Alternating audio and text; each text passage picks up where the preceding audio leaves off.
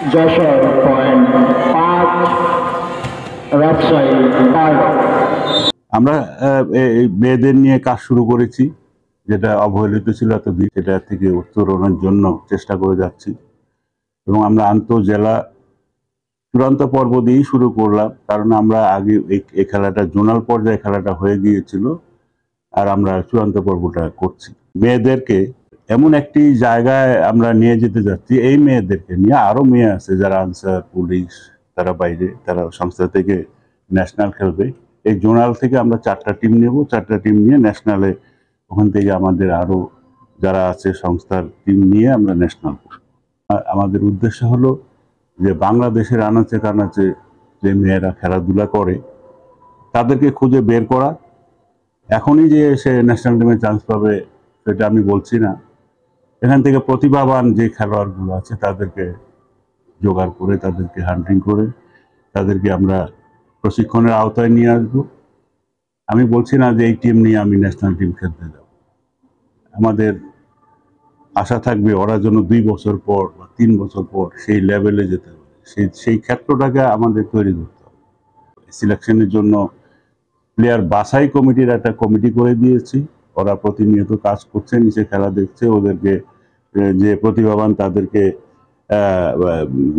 তাদের নাম অন্তর্ভুক্তি করে আমাদের মিটিং হবে তাদের নিয়ে। সেখানে আমরা দেখব যে কারা কারা এখানে ছিল বা আসতে পারবে, তাদেরকে নিয়ে আমরা এই অনুষ্ঠান, মানে আমাদের নেক্সট প্রোগ্রাম যেটা হবে ন্যাশনাল ক্যাম্পিং, সেখানে হয়তো কয়েকজন চান্স পাবে, বা আর বাকিরা যেটা থাকবে তাদেরকে আরেকটু অন্য সাইডে গিয়ে ওদেরকে ট্রেনিং এর আওতায় এনে ওদেরকে ট্রেনিং করাতে থাকবো। আর ন্যাশনাল টিম আমরা ফর্ম করবো, যেহেতু মালদ্বীপসে আমরা সেপ্টেম্বরে যাচ্ছি। ওই কাভা, সেটা হলো সেন্ট্রাল এশিয়ান জোনে আমাদের একটা ইভেন্টের খেলা। ওখানে ন্যাশনাল টিমের অনেক অনেক দলই, অনেক দেশই থাকবে। সেখানে বাংলাদেশও আমরা আমাদেরকে অন্তর্ভুক্তি করেছে, আমরা সেখানে যাচ্ছি। দীর্ঘদিন থেকে আমাদের ভলিবলটা পিছিয়ে ছিল, মেয়ে দলটা। আমরা যখন থেকে আমরা অ্যাডহক কমিটিটা গঠন হয়েছে তারপর থেকে আমরা চেষ্টা করছি কীভাবে মেয়েদেরকে রুট লেভেল থেকে, মানে স্কুল লেভেল থেকে মেয়েদেরকে নিয়ে এসে, এবং নতুনদের আর পুরনো যারা আছে তাদের মাধ্যম সহ একসঙ্গে যারা আছেন সবাই মিলে কীভাবে বাংলাদেশের ভলিবলটাকে এগিয়ে নিয়ে যাওয়া যায় সেই চেষ্টা আমরা আছি। এর কারণে বাংলাদেশে এই যে আমাদের চূড়ান্ত পর্ব যে খেলাটা হচ্ছে, এখানে 12টা ডিস্ট্রিক্ট অংশগ্রহণ করেছেন। ম্যাক্সিমামই দেখা যাচ্ছে যে স্কুল লেভেলের মেয়েরা এবং নতুন অনেক মেয়েগুলি এসেছেন। তাদের মধ্যে থেকে আমরা বাছাই পর্বটা সম্পন্ন করছি। আমাদের বাছাই পর্বটা শেষ হওয়ার পরে আমাদের ন্যাশনালটা শুরু হবে আগামী মাসের 20 থেকে 30-এর মধ্যে। এখানে আবার আরেকটা বাছাই পর্ব হবে। বাছাই পর্বর পরে আমাদের পুরো ন্যাশনাল টিমটা 30 জনের একটা প্র্যাকটিস করব, প্রায় 3 মাসের একটা প্র্যাকটিসের সেশন নিয়েছি।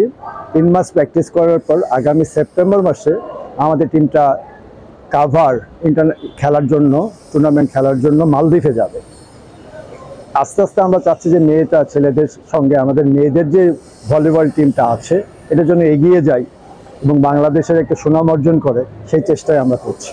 অনেক মেয়ে আগে গ্রাম বাংলার যে মেয়েগুলি ছিল তারা মাটিতে খেলেছে, এখন তারা ঢাকাতে এসে তারা অনেক উৎসাহ পাচ্ছে, এবং আমরা ফেডারেশন থেকে যদি উৎসাহটা দিতে পারি এবং তাদেরকে যদি তত্ত্বাবধানে তাদেরকে নিয়ে যদি প্র্যাকটিসটা করাইতে পারি 3 মাস, আশা করি যে আগের থেকে অনেক ডেভেলপ যাবে আমাদের ভলিবল টিমের মেয়েগুলি। এবং ইন্টারন্যাশনালি যে টিমগুলি আছে, আগের যে রেজাল্ট ছিল, আমাদের পজিশন ছিল, সেখান থেকে অনেক ভালো হবে, এটাই আমি আশা করছি। ভলিবলে আসলে অ্যাকচুয়ালি বিয়ে হয়ে গেলে তারা খেলতে চায় না, কিন্তু এখন আমরা স্কুল কলেজের মেয়েরা, ইউনিভার্সিটির যে মেয়েগুলিকে এখানে সাড়া পাচ্ছে, আসলে অনেক সাড়া পেয়েছে এই 12টা টিম নিয়ে এসেই। আমরা আশা করছি এর মধ্যে একটা ভালো টিম গঠন করতে পারবো আমরা, এবং দেশকে একটা ভালো, মেয়েদের জন্য ভালো খেলা উপহার দিতে পারবো। এবং আমার সারা বাংলাদেশের যারা মেয়েরা আছে খেলাধুলা করে তারা অনেক উৎসাহিত হবে যে না, ভলিবল খেলতে যেতে পারা যায়, এবং খেলাটা অনেক সুন্দর একটা খেলা, পরিচ্ছন্ন খেলা, এখানে নিরাপত্তা আছে এবং খেলাটা অনেক সুন্দরভাবে হয়। সেই উৎসাহিতে তারাও আসবে ইনশাল্লাহ, আশা করছি।